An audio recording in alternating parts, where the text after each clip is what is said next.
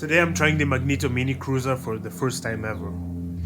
Right now I'm driving to go have a session. My friend just hit up a couple of skate spots, cruise around a little bit. And I haven't skated a budget longboard in literal years, so I'm really excited for this. I want to see does more money mean more performance? Is the quality good? Is it bad? It's exciting, and yeah, man, thank you for watching this video and joining me on this journey. Now everyone say hello to my friend Andrew. He is a top lad. Thank you for coming out to skate with me, Andrew. Just showing off his longboard a little bit. It's a drop hammer with plow kings and some stickers. Now the thing about this Magneto Mini Cruiser is that based on my past experiences with other cheap mini cruisers, I expected not to like some things, but surprisingly I did kind of like them on this cruiser board. So very unexpected, and it definitely felt pretty alright to skate, so for a budget board it isn't bad. However, it definitely feels like it couldn't go the distance in terms of durability. A lot of the components feel cheap, feel like after some intensive skating, couple hours of skating, that you're gonna start noticing some wear quicker than you would on some higher quality boards. First, let's talk about the deck. The deck is definitely cheap, and my tugboat and my dinghy feel higher quality than this.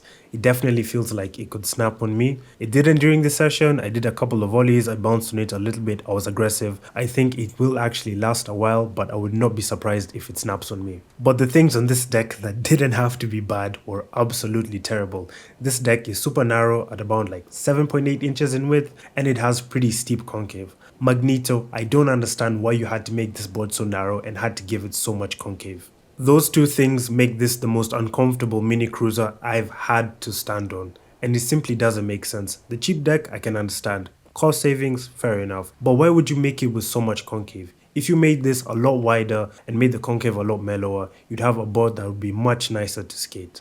Of course, if you're smaller in size than me, like for example if you're a child or if you have really small feet, maybe these two issues wouldn't be that big of a deal to you, so take that into consideration. It's rideable at the end of the day, but this just really lowers its overall rating. Next, let's talk about the thing I was really surprised by, which was the trucks. I thought I'd absolutely hate them, but actually they were kinda okay. Initially I did find them too turny and twitchy, and I had to tighten them by a full rotation of the kingpin nut. And they felt much better. They leaned and turned smoother, and I felt a lot more in control. And they didn't feel like cheap trucks. Looking at the truck, you can definitely tell there's some cost saving that they've done. The trucks aren't branded at all, and the material feels a little bit cheap. I would not be surprised if these trucks bent on me or if they shared in the future. The bushings also felt cheap. Well, they did feel good, but I could definitely tell that they're not gonna go the distance, and after some hard riding couple hours, they're gonna feel pretty bad, I think. And in comparison to a higher quality truck, the higher quality truck is smoother and feels a little bit better, but these weren't bad and they actually felt kinda nice. But durability is a massive concern, and even now they don't feel as good as when I first started riding them. But bro, for a cheap truck, they actually do feel kinda nice, not gonna lie. Next up, let's talk about the wheels. The wheels are definitely cheap, but they're the good kind of cheap. They rolled well, held onto the momentum well, and accelerated well. Really, honestly, no complaints from me. The only thing though is that they don't come stone ground, so it's really hard to slide them. They have a lot of grip, and I guess this is good for turning really aggressively, slaloming and all that type of stuff, but they don't slide all that well, which I didn't like, to be honest. Some higher quality wheels would definitely roll better and slide better, but for what you're paying, these wheels get the job done well enough for what the average rider will need. Also, same goes for the bearings, they're pretty cheap, but they rolled well, they did the thing, and no complaints from me, to be honest. Also, just a word of warning, you guys are about to see a lot of hill bombing action.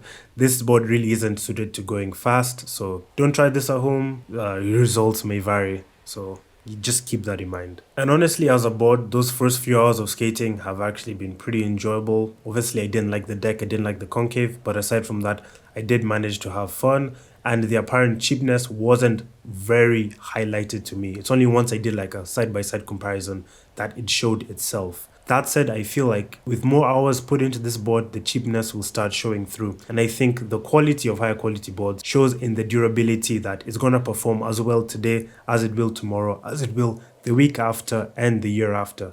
That's the difference, and I don't think this board can do that. And so if you must buy this board, by the way, link in the description and the pinned comments to where you can get it. Affiliate link helps support the channel, by the way.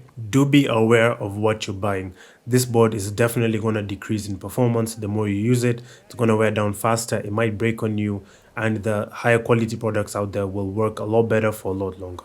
If you're aware of that, then honestly, just go for it. and remember to have fun. Thank you for checking out this video. Leave a comment, leave a like, all that good stuff.